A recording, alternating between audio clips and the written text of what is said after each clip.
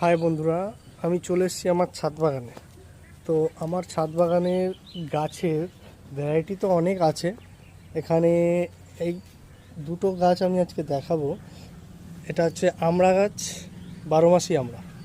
দেখুন কত সুন্দর আমড়া হয়েছে। এটা একটা সাইজের আমড়া, এখানে আর একটা সাইজ আছে।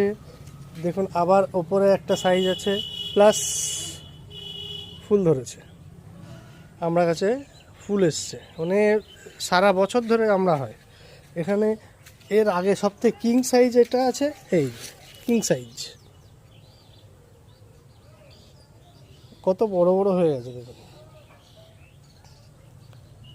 বেশ বড় বড় হয়েছে আমড়াগুলো। কিং সাইজ এটা, একটা দুটো তিনটে চারটে সাইজের আমরা এখন গাছে ধরে আছে। গাছের সাথে একটা কুল লঙ্কা গাছও আছে, এতে লঙ্কাও হয়েছে। এই দেখাতে পাচ্ছি আপনাদেরকে, আপনাদের দেখানোর জন্যই ভিডিওটা করা। ফুল এসছে, আবার আমার কাছে ফুল এসছে।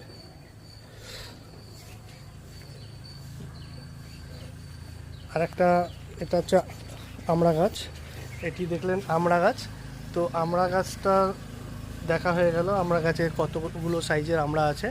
আর একটা জিনিস আমি দেখাবো, লেবু, বাতাবি লেবু। আমার গাছে বাতাবি লেবু কেমন হয়েছে, ছোট্ট একটি গাছ, গাছের মধ্যে বাতাবি লেবু দেখাবো আপনাদেরকে।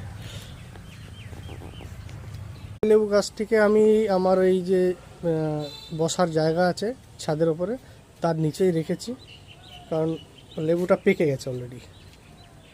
বেশি বৃষ্টি লাগলে খারাপ হয়ে যেতে পারে, ওর জন্য।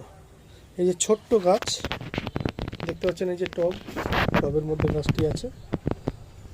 এই ছোট্ট গাছের মধ্যে লেবুটার সাইজ দেখুন।